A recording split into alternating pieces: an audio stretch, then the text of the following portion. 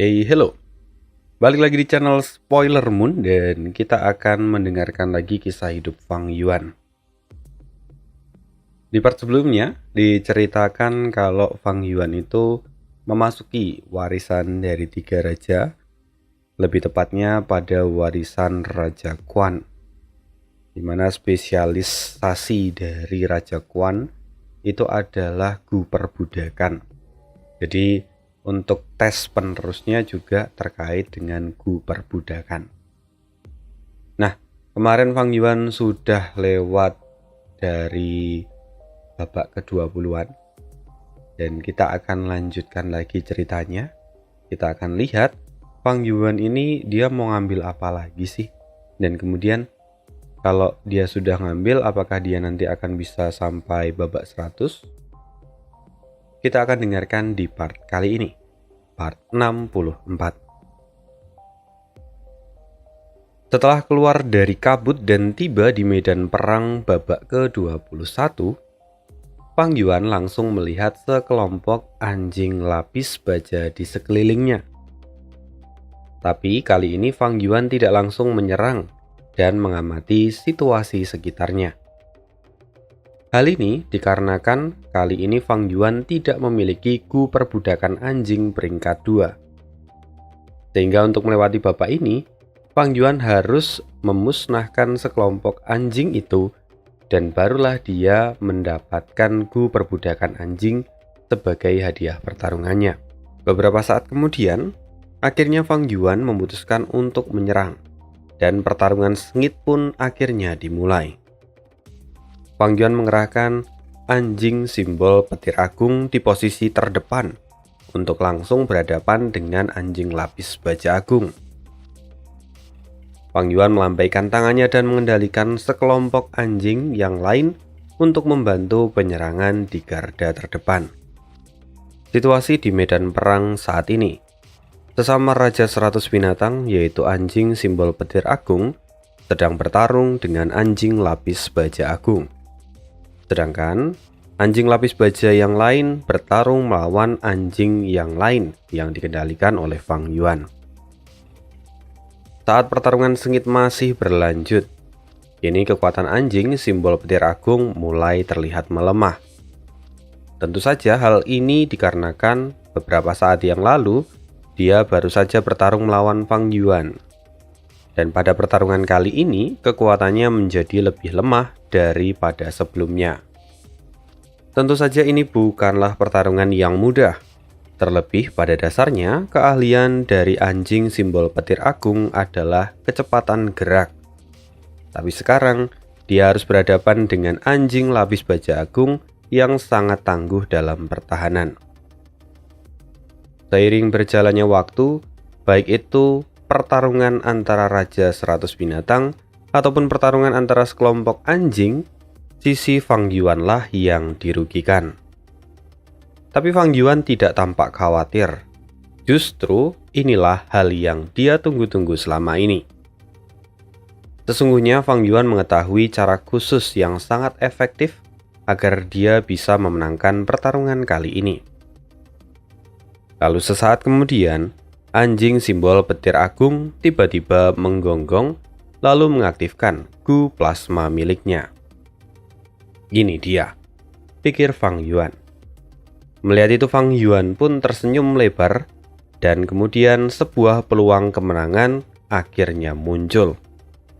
Dalam sekejap plasma biru mulai menyebar di mana-mana dan kemudian mengenai banyak anggota dari anjing lapis baja. Meskipun anjing lapis baja memiliki perlindungan yang kuat, tapi kali ini justru lapis baja di tubuh mereka menjadi kelemahan yang sangat besar. Karena mereka tidak bisa menahan sengatan listrik yang terkandung dalam plasma biru.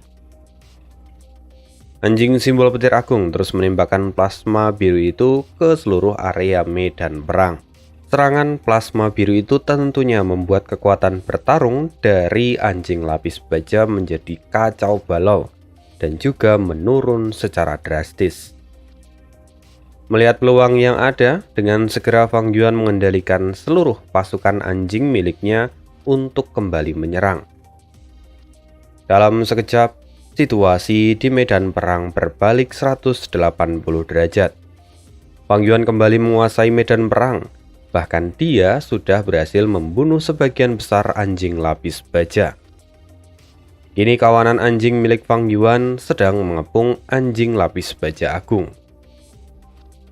Merasakan adanya bahaya yang sangat besar, anjing lapis baja agung kini mengaktifkan Gu miliknya. Tapi sayang, beberapa menit kemudian anjing lapis baja agung tidak bisa bertahan seorang diri dan pada akhirnya harus meregang nyawa. Akan tetapi, pada pertarungan kali ini Fang Yuan juga mendapatkan nasib yang buruk.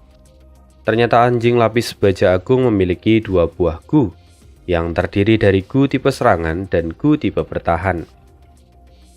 Meskipun pada akhirnya Fang Yuan memenangkan pertarungan, tapi dia juga mengalami kerugian yang tak kalah besar. Anjing yang Fang Yuan kendalikan kini hanya tersisa setengahnya, dan itu tentu akan menjadi masalah baru bagi Fang Yuan untuk bisa bertahan di babak berikutnya.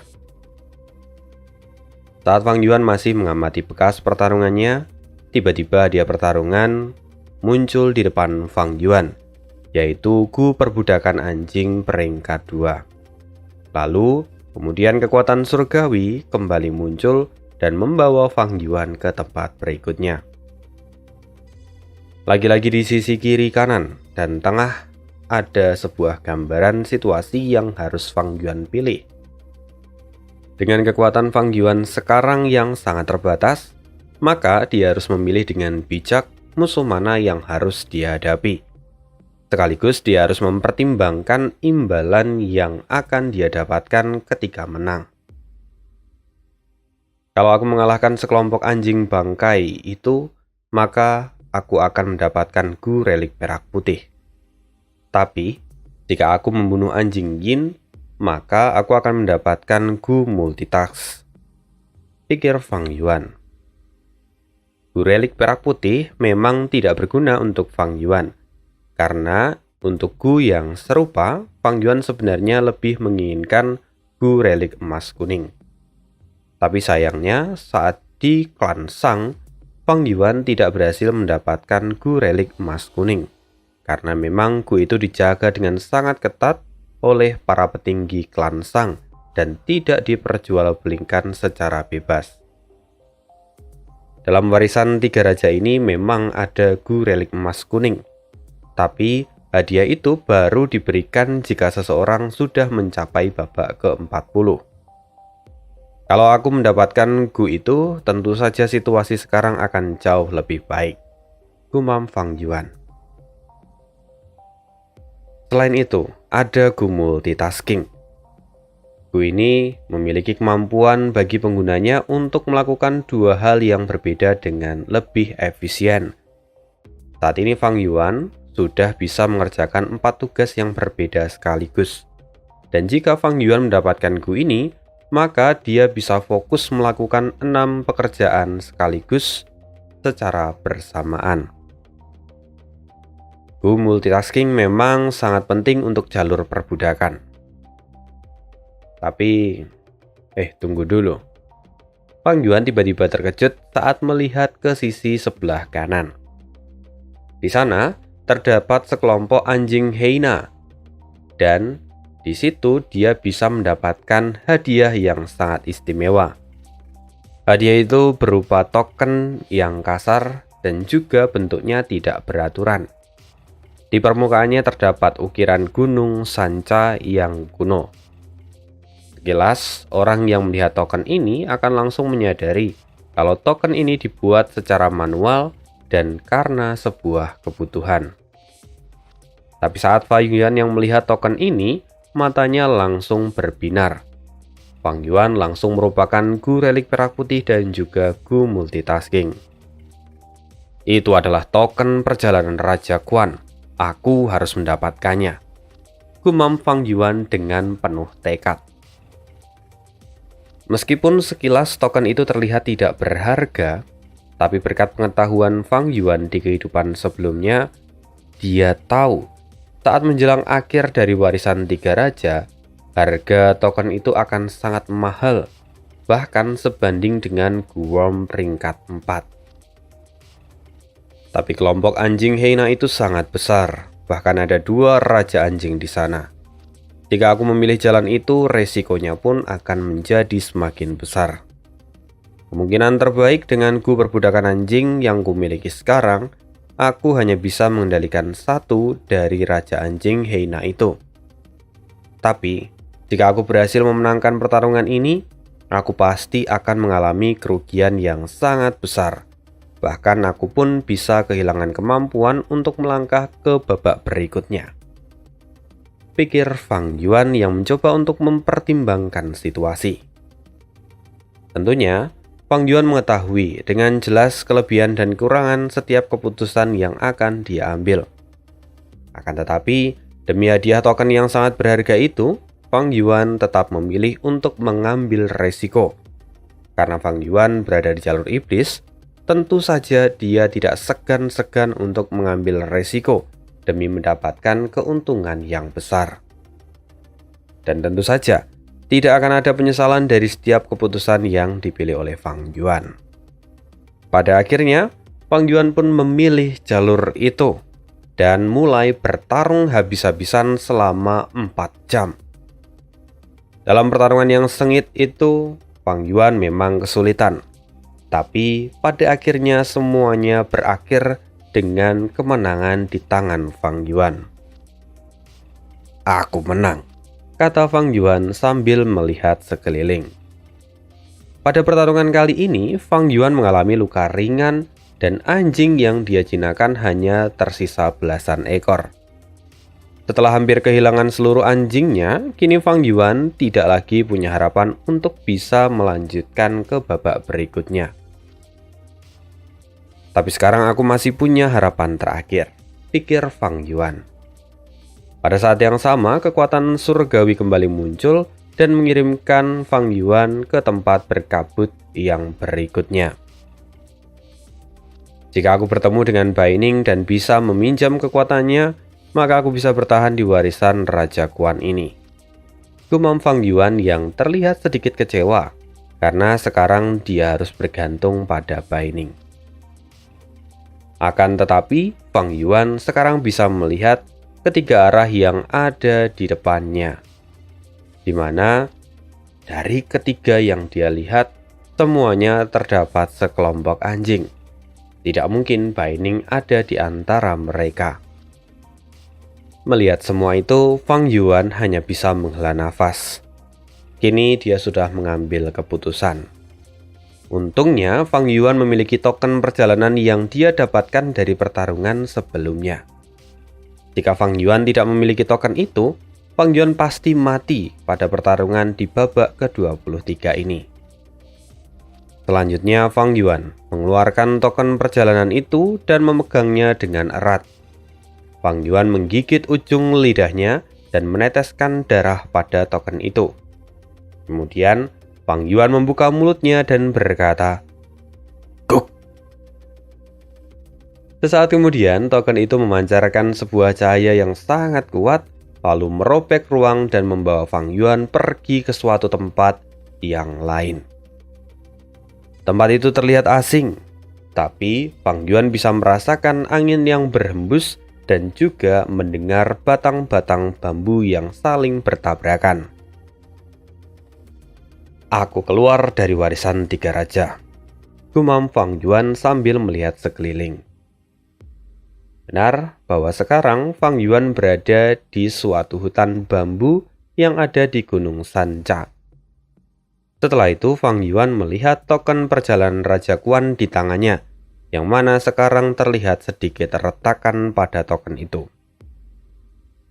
Akan tetapi Fang Yuan sama sekali tidak terkejut, karena dia pun tahu kalau token itu memang hanya bisa digunakan sebanyak 3 kali.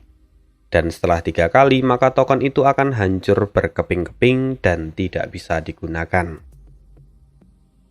Sekarang Fang Yuan pun menyimpan token itu dengan hati-hati. Kemudian Fang Yuan bergegas menuju ke gua tempatnya beristirahat. Sepanjang perjalanan Fang Yuan bertemu dengan banyak Master Gu yang memandangnya dengan tatapan aneh sekaligus takjub karena dia sudah keluar dari warisan itu. Fang Yuan merasa sedikit heran dengan tatapan semua orang. Dia berpikir bahwa pasti telah terjadi sesuatu yang penting. Setelah berjalan beberapa langkah, Fang Yuan tiba-tiba menarik salah satu Master Gu peringkat 2 yang ada di sana. Lalu Fang Yuan pun mulai bertanya dengan apa yang sebenarnya terjadi. Dari Master Gu itu, Fang Yuan mendapatkan informasi bahwa ternyata sebelumnya di dalam warisan Raja Quan, Bai Ning membunuh seorang Master Gu dari klan Xie. Sehingga saat Bai Ning keluar dari tanah warisan itu, dia langsung ditemukan oleh klan Xie. 4 orang Master Gu yang berada di peringkat 4 tahap menengah mengepung gua tempat tinggal Bai Ning, lalu kemudian menjebaknya di dalam. Mereka menggunakan gu lemari besi untuk mengunci area di sekitar gua. Bagi yang bertanya-tanya mengapa klan Xie bisa tahu kalau Bai Ning telah membunuh salah satu di antara mereka, padahal mereka tidak melihatnya secara langsung di dalam tanah warisan, itu semua dikarenakan setiap anggota dari klan Xie memiliki gu bunga karat yang wanginya akan menempel pada pembunuh dari pemiliknya. Karena itu, para anggota klan Xie tahu kalau Bai Ning yang telah membunuh salah satu anggotanya. Nah, setelah mendapatkan informasi itu, tanpa berterima kasih, Fang Yuan justru membunuh Master Gu itu. Tidak berhenti di sana, Fang Yuan bahkan mengecek aparatur milik orang itu dan melihat apakah dia memiliki Guwom yang bisa dia gunakan. Meskipun kenyataannya Fang Yuan tidak mendapatkan apapun karena semua Guwom milik Master Gu itu telah hancur dengan sendirinya.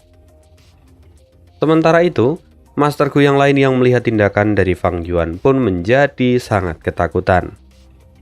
Karena takut menjadi korban berikutnya, akhirnya mereka semua bergegas kabur dan menjauhi Fang Yuan.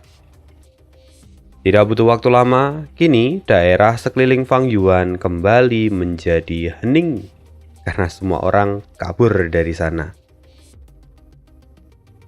Meski Fang Yuan menyadari masih ada beberapa orang yang mengawasinya dari kejauhan, tapi Fang Yuan tidak peduli dengan mereka semua. Fang Yuan kini memilih untuk melanjutkan perjalanannya. Para Master Gu yang penasaran dengan Fang Yuan kini mulai mengikutinya dengan hati-hati. Mereka semua terkejut melihat Fang Yuan berhenti di sebuah gua yang mereka kenali. Raja monster kecil itu sungguh tidak berperasaan. Rekannya Bai Ning sedang tertangkap oleh klan Xie, tapi dia tampak tidak cemas sedikit pun. Sebaliknya, dia sekarang malah datang ke gua Li Xian. Apakah Raja monster kecil ini ingin mencari masalah dengan Li Xian? Pikir para Master Gu yang tadi mengikuti Fang Yuan. Setelah Fang Yuan masuk ke dalam gua, para Master Gu itu hanya bisa menghentikan langkah mereka dan hanya menunggu di luar gua. Sekarang di dalam gua, kedatangan Fang Yuan itu tentu saja membuat Li Xian tertarik. Oh Raja monster kecil, saya tidak menyangka kalau Anda akan berkunjung ke tempat saya.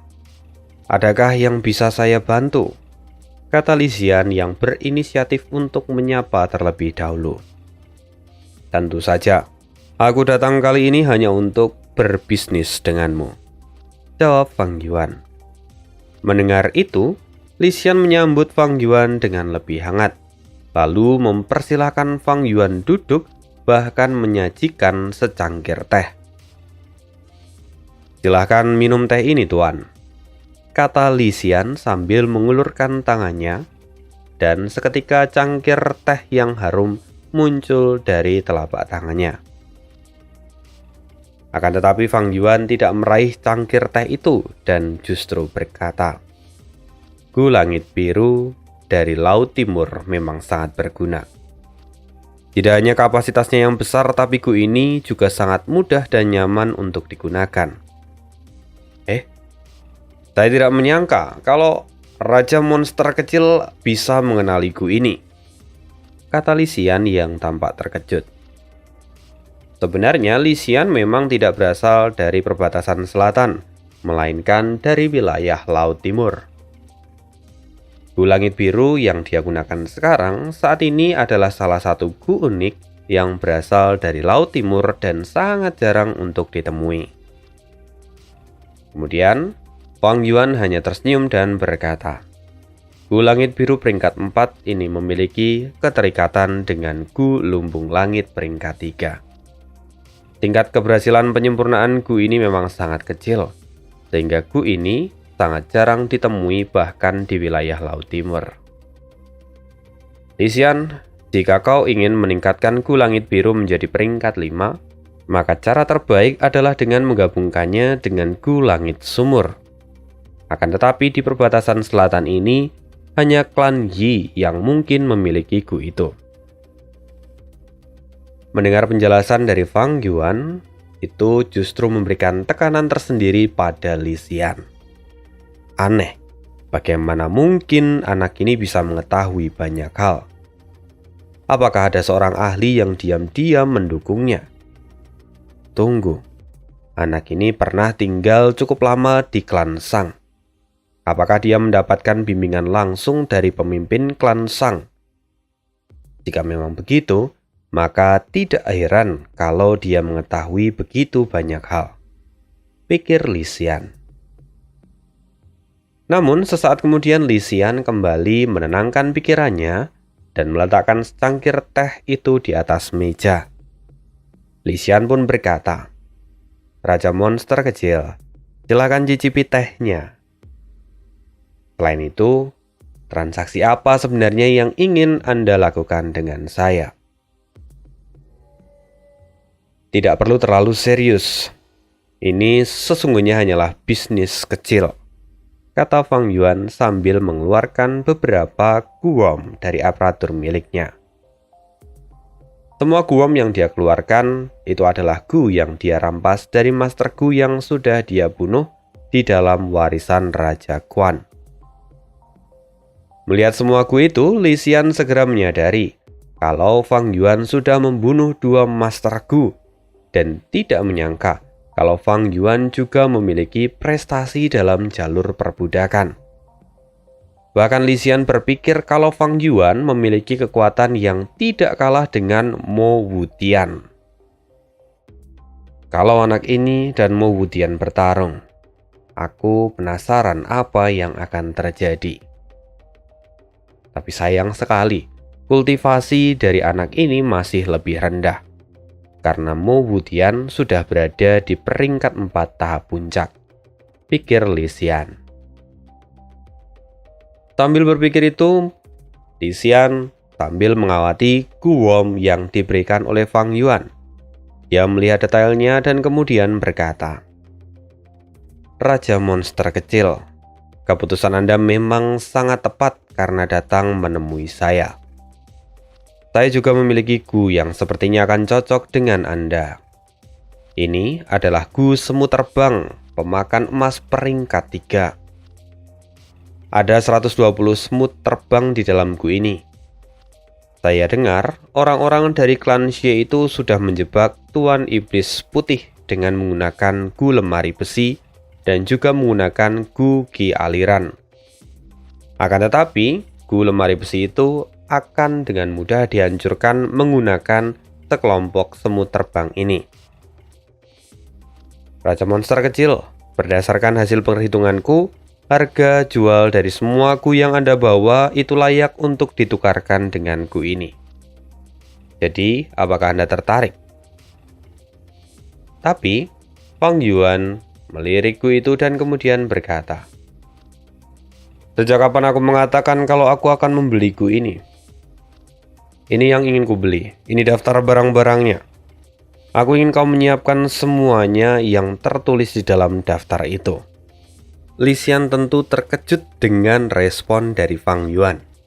Tapi kemudian, dia pun membaca isi di dalam daftar yang Fang Yuan berikan. Melihat semuanya, Lisian semakin terkejut. Dia berkata dalam hati, Gila, Bai Ning sedang terjebak oleh klan Xie. Tapi anak ini tidak khawatir sama sekali. Padahal menyingkirkan lemari besi bukanlah hal yang mudah. Apakah dia memiliki metode khusus? Atau mungkin barang-barang yang sudah ada di daftar ini adalah salah satu cara untuk menghancurkan lemari besi. Setelah sekian lama menerka-nerka apa yang sebenarnya direncanakan oleh Fang Yuan, Li Xian pun berkata, "Raja monster kecil, ada banyak barang yang Anda tuliskan di dalam daftar ini. Saya memerlukan waktu untuk mempersiapkan semuanya. Selain itu, harga totalnya jauh melebihi guwom yang Anda jual." "Tidak masalah. Uang tidak menjadi masalah bagiku. Aku tetap menginginkan semua barang yang ada di dalam daftar itu. Jadi, sekarang berikan apapun barang yang sudah kau miliki. Sedangkan untuk yang lainnya, maka aku akan merepotkanmu untuk mempersiapkan semuanya," kata Fang Yuan. Mendengar itu, Li Xian pun hanya bisa setuju. Lagi pula dia adalah seorang pedagang. Setelah menyelesaikan semua transaksi dengan Fang Yuan, maka Fang Yuan pun meninggalkan gua dari Li Xian. Waktu terus berlalu dan kini Fang Yuan berada di sebuah gua yang baru di Gunung Sanca. Dia memang mencari gua yang baru dan tidak kembali ke guanya yang lama. Sekarang Fang Yuan duduk bersila di tanah dan seluruh perhatiannya tertuju pada bola pasta berwarna-warni yang ada di depannya. Kini proses penyempurnaan Gu sudah hampir mencapai puncaknya. Fang Yuan terus melemparkan Primeval Stone ke dalam bola itu. Saat lapisan pasta mulai menipis, dengan cepat Fang Yuan mengeluarkan Gu petir peringkat 3. Dalam sekejap cahaya warna-warni pada pasta itu berubah menjadi cahaya biru. "Ini saatnya. Upaya sekuat tenaga," kata Fang Yuan yang kemudian memanggil jiwa babi hutan. Tidak cukup sampai di situ, Fang Yuan juga mengaktifkan Guqi kekuatan sehingga membuat jiwa babi hutan itu memiliki tubuh yang solid. Dalam kendali penuh dari Fang Yuan, kemudian jiwa babi hutan itu mendekat ke arah petir. Saat keduanya bertabrakan, kilatan menyambar dan menerangi seluruh gua. Setelah itu, jiwa babi hutan itu terlihat mengalami perubahan besar. Jiwa babi hutan itu memiliki ukuran 2 kali lipat daripada sebelumnya. Dia memiliki gading seperti gajah, dan kini seluruh tubuhnya ditutupi bulu putih serta ada sambaran petir yang melingkari tubuhnya. Berhasil. Babi hutan milikku sekarang memiliki kekuatan yang setara dengan naga gajah, biau, dan bahkan mastiff. Dengan evolusi dari babi hutan ini, maka kekuatan bertarungku meningkat lebih besar. Berikutnya adalah kekuatan buaya. Gumam Fang Yuan lalu melanjutkan kultivasinya. Tidak terasa hari berganti dan Fang Yuan sudah menghabiskan sepanjang malam untuk berkultivasi. Selama kultivasi itu, Fang Yuan sudah berhasil meningkatkan kekuatan bertarungnya sebesar 30%. Lalu setelah keluar dari gua, Fang Yuan menatap ke langit dan bisa melihat penghalang berwarna ungu tua yang dibuat oleh klan Xie untuk menahan Bai Ning. Meski situasinya terlihat sederhana, tapi sebenarnya itu adalah masalah yang rumit. 4 orang tetua dari klan Xie semuanya berada di peringkat 4 tahap menengah. Meski Bai Ning adalah jenius sejati, tapi kultivasinya itu masih berada di peringkat 4 tahap awal. Karena itu tidak mungkin bagi Bai Ning untuk melawan 4 tetua itu sekaligus. Tapi di sisi lain, jika klan Xie benar-benar ingin menangkap Bai Ning dan membuat perhitungan padanya karena telah membunuh salah seorang Master Gu dari klan Xie, seharusnya mereka tidak perlu mengulur waktu seperti ini. Cukup mereka habisi saja Bai Ning sebagai penghakiman. Fang Yuan tahu bahwa klan Xie melakukan hal ini pada dasarnya karena mereka ingin mempertahankan kekuatan mereka untuk perebutan warisan tiga raja. Dan yang lebih penting lagi, mereka ingin memancing Fang Yuan supaya datang menyelamatkan Bai Ning. Kalau Fang Yuan datang untuk menyelamatkan Bai Ning, maka pada saat itu juga keempat tetua dari klan Xie akan menggabungkan kekuatan mereka dan menggunakan Gu pencarian serta Gu pengunci peringkat 5 untuk menekan Fang Yuan dan Bai Ning secara bersamaan. Fang Yuan tahu bahwa semua itu adalah jebakan. Dan di sisi lain, Fang Yuan juga tahu kalau Bai Ning akan baik-baik saja untuk beberapa waktu ke depan. Karena itu, Fang Yuan tidak perlu mengkhawatirkannya. Di sisi lain di gua tempat penyergapan Bai Ning, penghalang Qi yang berwarna ungu tua itu seperti menara tinggi yang mengunci dengan kekuatan sejauh ribuan meter. Bai Ning, patuhlah dan serahkan dirimu. Kau tidak mungkin bisa melarikan diri dari penghalang yang sudah kami buat, kata salah seorang tetua dari klan Xie. Saat ini, Bai Ning sedang duduk bersila di atas batu besar sambil memegang Primeval Stone untuk terus memulihkan Primeval Essence miliknya. Akan tetapi, keempat tetua dari klan Xie itu mengunci Bai Ning di tengah-tengah mereka. Kalian para orang tua dari klan Xie, untuk apa kalian bicara omong kosong? Kalau kalian memang ingin menangkap dan membunuhku, maka lakukan saja. Bahkan jika aku mati, aku yakin beberapa di antara kalian juga akan mati di tanganku, kata Bai Ning dengan penuh percaya diri. Setelah diam sejenak, Bai Ning pun kembali berkata, kalian selalu menjaga penghalang Qi ini. Tentunya itu juga menghabiskan Primeval Essence kalian. Haha. Aku tahu kalian berempat ahli dalam pertarungan tim, sedangkan aku hanya seorang diri. Tapi aku berani bertaruh, kalau kalian mencoba membunuhku, bahkan meski kalian tidak mati di tanganku, tapi kalian pasti akan mengalami luka yang fatal dariku. Dan kalau partnerku muncul, lihat saja apa yang akan terjadi pada kalian. Bai Ning, berhentilah keras kepala. Jika memang kau tidak ingin menyerah, maka biarkan aku melihat seberapa besar kemampuanmu, kata salah seorang tetua dari klan Xie. Bai Ning pun tersenyum dan menerima tantangan itu. Meski Bai Ning saat ini masih terjebak, tapi dia masih bersikap dengan tenang dan penuh percaya diri. Sikap Bai Ning ini benar-benar menunjukkan kalau dia tidak mengkhawatirkan tentang hidup dan mati. Saat kemudian keduanya pun mulai bertarung. Tanah dan bebatuan mulai bertebangan di dalam penghalang Qi itu. Cahaya salju mulai menyebar kemana-mana dan benturan baja bergema di dalam pelindung itu. Di sisi lain, banyak Master Gu yang kini mengamati pertarungan Bai Ning dari kejauhan. Bai Ning memang memiliki kemampuan bertarung yang luar biasa.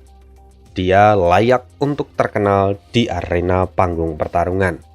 Ia bahkan bisa mengimbangi kekuatan dari Master Gu peringkat 4 tahap menengah, kata salah seorang master dari klan Shang. Benar, tapi di sisi lain, keempat tetua dari klan Xie itu tidak berani mengeluarkan seluruh kekuatan mereka.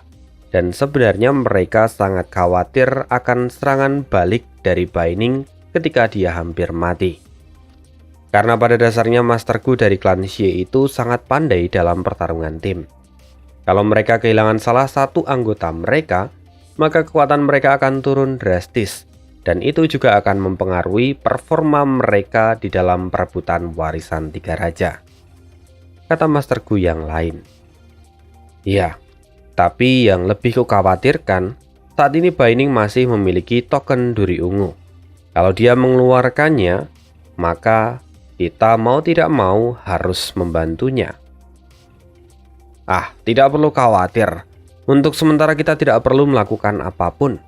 Aku telah mengirimkan permohonan bantuan pada klan, dan tetua Yi Hao sedang bergegas kemari, kata masterku yang lain.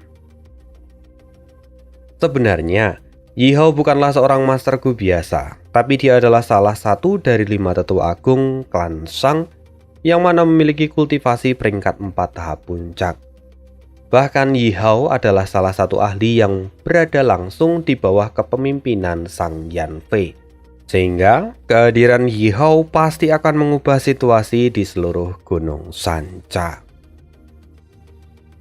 Di sisi lain di Gunung Sanca, jauh dari kelompok Master Gu dari klan Shang, ternyata ada juga Jiao Huang dan Meng Tu yang pernah menghalangi Fang Yuan dan Bai Ning saat dalam perjalanan menuju Gunung Sanca. Mereka juga melihat pertandingan Bai Ning dari kejauhan. Kalau dipikir-pikir lagi, jika Bai Ning dibunuh oleh klan Xie, maka kesepakatan kita dengan klan Shang akan gagal. Dan kesempatan kita untuk bergabung dengan klan Shang pun akan sirna, kata Meng Tu dari dalam semak-semak. Memangnya apa yang bisa kita lakukan sekarang? Meskipun kita sangat pandai dalam pembunuhan, tapi sebenarnya kita sangat lemah dalam serangan langsung.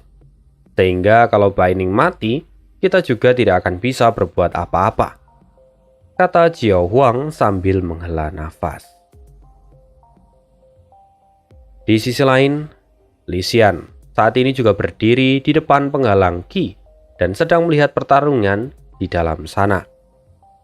Meskipun penghalang Qi itu sekarang menjadi pusat perhatian banyak orang, tapi dia tidak khawatir akan keberadaannya diketahui oleh Master Gu yang lain.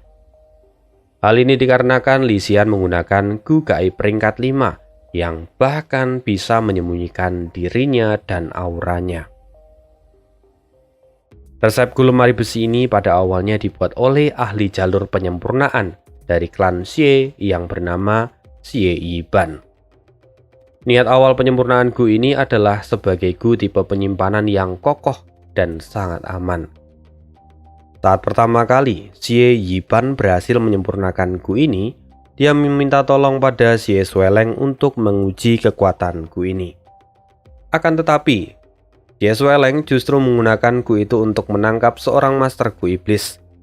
Dan setelah dilengkapi dengan gu Qi aliran, ternyata memberikan efek perlindungan yang sangat kuat. Sehingga sejak saat itu, gu lemari besi menjadi salah satu cara yang paling efektif bagi klan Xie untuk menangkap para master gu iblis. Tapi sekarang keempat tetua dari klan Xie itu harus menjaga gu lemari besi dan juga gu Qi aliran dengan baik. Hal itu tentu saja mempengaruhi serangan dan kerjasama tim mereka. Karena sedikit saja mereka lengah, maka penghalang itu akan hilang dan Bai Ning bisa kabur dengan mudah. Menarik, ini sungguh menarik. Sekarang mereka semua tidak memiliki jalan untuk keluar dari penghalang ini, kata Li Xian yang tidak bisa menahan senyuman di wajahnya. Tapi saat ini, Li Xian memikirkan seseorang. Senyuman di wajahnya pun hilang seketika. Raja monster kecil, dia sebenarnya memang tidak ada niat untuk datang menyelamatkan Bai Ning. Apakah dia menyadari kebenaran di balik situasi yang sulit ini? Atau apakah dia benar-benar orang yang berdarah dingin yang bahkan tidak peduli dengan rekannya sendiri dan memutuskan untuk meninggalkan Bai Ning? Tapi semua tindakan Raja Monster kecil itu sungguh menunjukkan betapa menakutkannya dirinya. Aku harus segera memberikan gu itu padanya, gumam Li Xian yang teringat dengan sebuah gu yang diminta oleh Fang Yuan. Beberapa hari kemudian, Li Xian berinisiatif untuk menemui Fang Yuan untuk memberikan gu yang diinginkan olehnya. Li Xian memberikan sebuah gu yang bernama gu kulit perunggu kuno. Gu kulit perunggu kuno itu berada di peringkat 4, memiliki kekuatan bertahan yang jauh lebih baik dibandingkan dengan gu kulit perunggu peringkat 3. Li Xian, kau memang layak menjadi pedagang yang terkenal di jalur iblis. Kau bahkan bisa mendapatkan gu kulit perunggu kuno dalam waktu sesingkat ini. Aku tidak memiliki teh, karena itu minumlah anggur ini, kata Fang Yuan sambil menuangkan secangkir anggur untuk Li Xian. Tidak, ini bukanlah sesuatu yang besar. Justru menjadi sebuah kehormatan bagiku karena bisa berbisnis dengan raja monster kecil, kata Li Xian dengan rendah hati. Li Xian, kau tidak perlu terlalu sopan. Kau boleh memanggilku dengan Fang Zeng saja. Ini 50.000 Primeval Stone dariku. Anggap saja ini sebagai uang muka dan deposit untuk transaksi kita berikutnya, kata Fang Yuan dengan santai sambil mengeluarkan gu Primeval Elder miliknya. Melihat itu, Li Xian pun tersenyum dan tidak memikirkan banyak hal mengenai kekhawatiran pada Fang Yuan. Tidak lama kemudian, Fang Yuan kembali berkata, "Sekarang aku masih harus merepotkanmu untuk membantuku." "Oh, katakan saja, Tuan," kata Li Xian. Setelah itu Fang Yuan mengajak Li Xian untuk masuk lebih jauh ke dalam gua.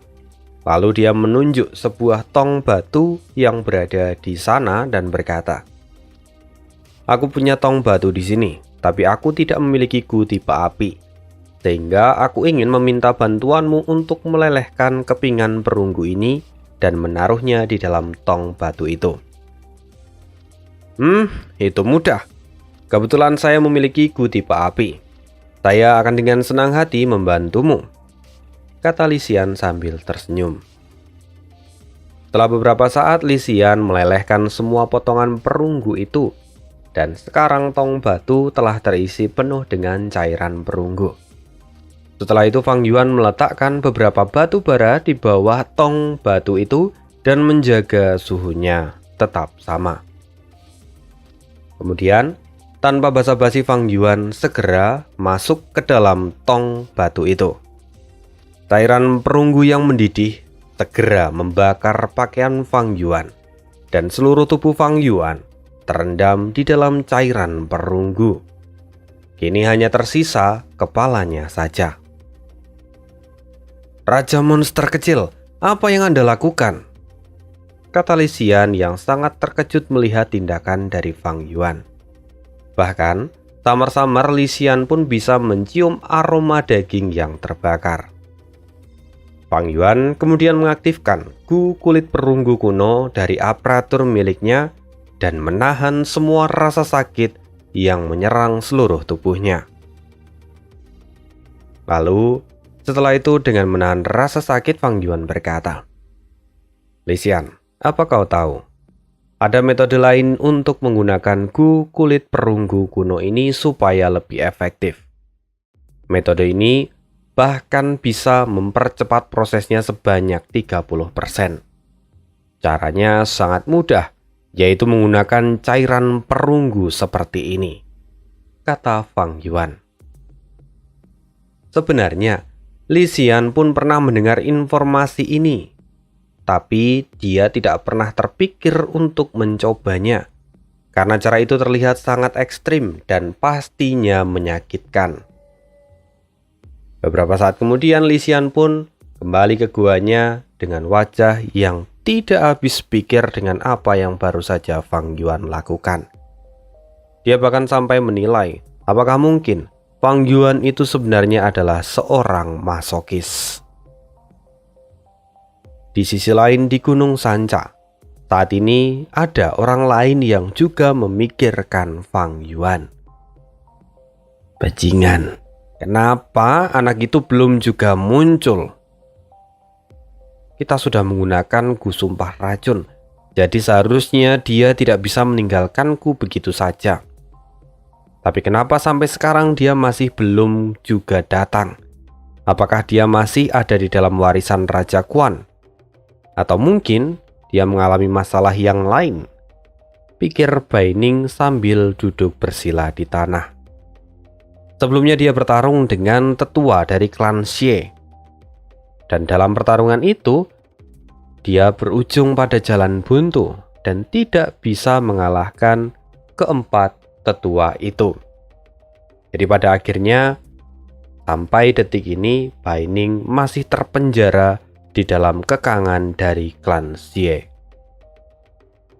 Mau tidak mau, Bai Ning saat ini hanya bisa menunggu Fang Yuan. Dia berharap bahwa Fang Yuan masih akan datang untuk membantunya. Sekian dulu cerita hari ini. Terima kasih dan see you again di next video. Bye.